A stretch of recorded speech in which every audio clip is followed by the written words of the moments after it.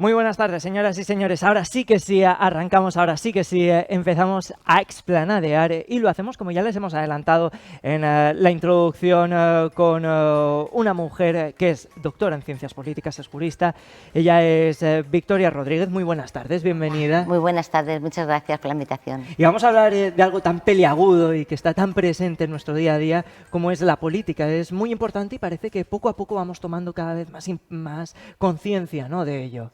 Bueno, la política invade todo. Es que no solamente la política nacional, sino yo muchas veces le digo a la gente que dice, yo paso de política, digo, no, si es que cuando tú compras una botellita de agua está regulado el plástico que lleva esa botellita, el etiquetado, los componentes que lleva, entonces todo es política. Yo creo que debemos todos involucrarnos más. Debemos ser también más conscientes que todo es política, como tú decías. Hay mucha gente que lo obvia, que piensa que la política queda en el Congreso de los Diputados a muchísimos kilómetros de nuestra localidad. Efectivamente, yo creo que nos falta ser más conscientes de que detrás de cualquier cosa hay una decisión política, y es una decisión y pudiera ser otra, ¿no?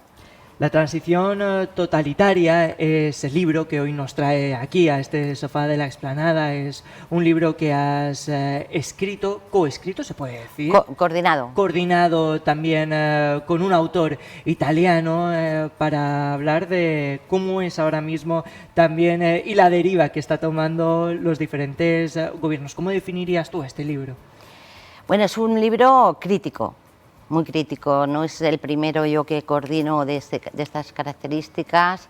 Yo soy bastante, me gusta invitar a la sociedad a la reflexión, ¿no? Yo creo que además los profesores universitarios trabajamos mucho, escribimos mucho, y yo creo que debemos tener una labor más divulgativa de transferir a la sociedad lo que escribimos, no se queda ahí en las bibliotecas sin saber, ¿no?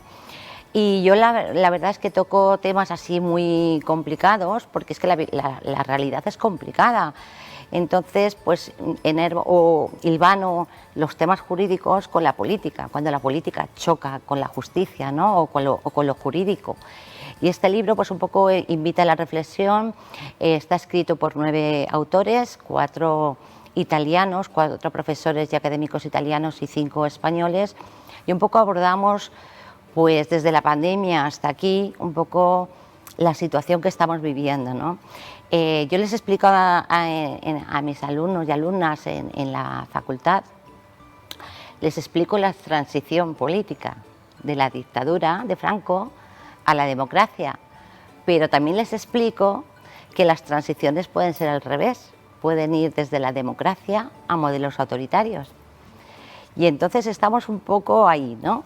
Estamos yo creo que la democracia tenemos que defenderla y ser valientes, porque es que ahora mismo cuando eres valiente defendiendo determinadas cosas, pues enseguida está el relato predominante, que es que eres conspiranoica, eres fascista o eres una negacionista, ¿no? Entonces nos hemos juntado 9 autores un poco poniendo con carácter riguroso y argumentado y con doctrina y jurisprudencia, pues un poco poniendo el énfasis en una serie de cosas que se están haciendo, una serie de normas que están vulnerando. Bueno, en la pandemia se vulneró muchos derechos constitucionales, ¿no?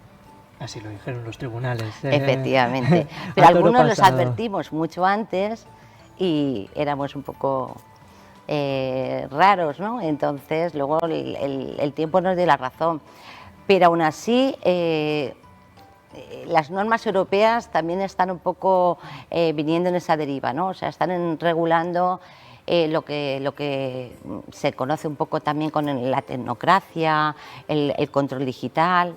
hacia dónde vamos, ¿no? Mira, hoy vamos a hablar precisamente de turismo, lo vamos a hacer de la mano de Osbec, de la patronal hotelera, y vamos a preguntarles por las últimas medidas que ha tomado el gobierno de España en torno a los viajeros y a la información que dan a los hoteles. Ellos están completamente en contra y dicen que vulneran un poco la privacidad de cada viajero.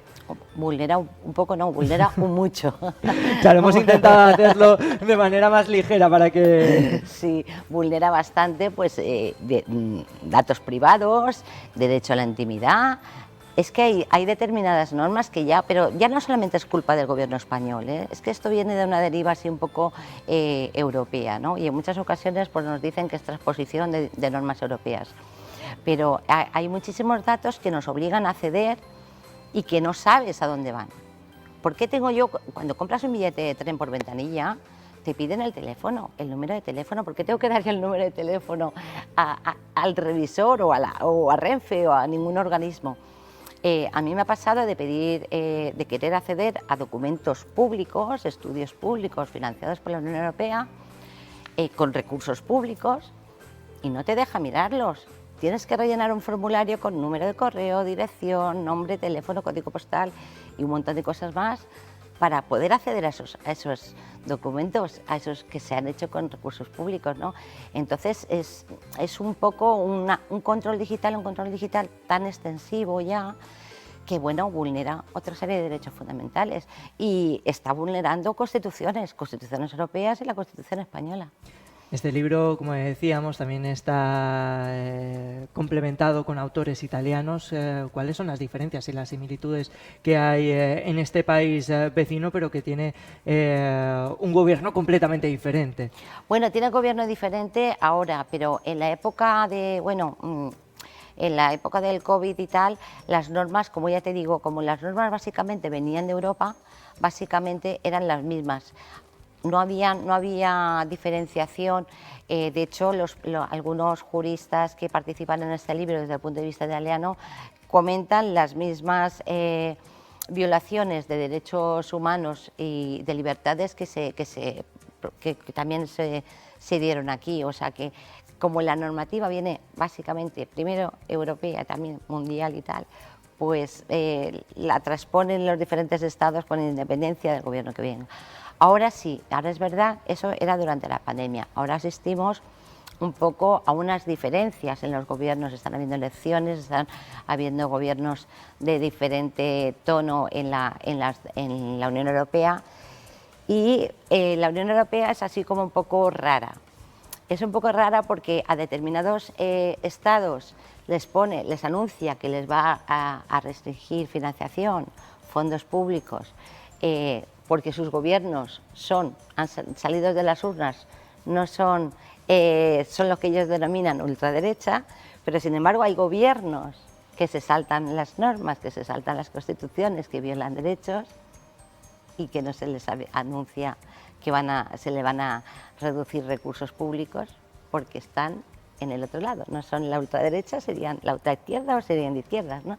Entonces, esa doble forma de medir también la Unión Europea también es muy política y también es un poco arbitraria. Ese paradigma político al que hacemos frente día a día, como decíamos al inicio de la entrevista, porque al final todo es política, una política que parece que cada vez adquiere un tono un poquito más bronco. Tú que has vivido la política desde diferentes perspectivas y que también lo llevas haciendo desde hace muchísimos años, ¿cómo ha cambiado la política? ¿En qué estado está ahora mismo? No solo la política en general, sino también los políticos. Bueno, pues el perfil político ha bajado muchísimo, ha descendido bastante, y luego se ha creado una polarización que antes no existía, y esto es nuevo y viene también de lo mismo, viene básicamente, la polarización viene desde la época de la gestión del COVID. La gestión del COVID ha marcado un hito, no solamente en el ámbito psicológico, en el ámbito físico, no solamente en cuanto a las violaciones de derechos que se produjeron y las mutaciones constitucionales, sino que ha marcado un hito en otras esferas, ¿no? Y en el tema del debate público se ha generado una polarización que antes no existía. La polarización es muy mala. Y los medios de comunicación generalistas también amplifican a veces las redes sociales, los influencers, todos los medios al fin y al cabo amplifican esa polarización, ¿no? Y la polarización rompe consensos, la polarización genera enfrentamiento, la polarización es mala en definitiva para conseguir el bienestar social. Nos vamos a quedar con esto, Victoria, no tenemos tiempo para más, aunque este tema daría para hacer más explanadas. Muchísimas gracias por estar esta tarde con nosotros y sobre todo el mayor de los éxitos con este proyecto y con todos los que vengan. Muchísimas gracias a vosotros. Muchas gracias. Señoras y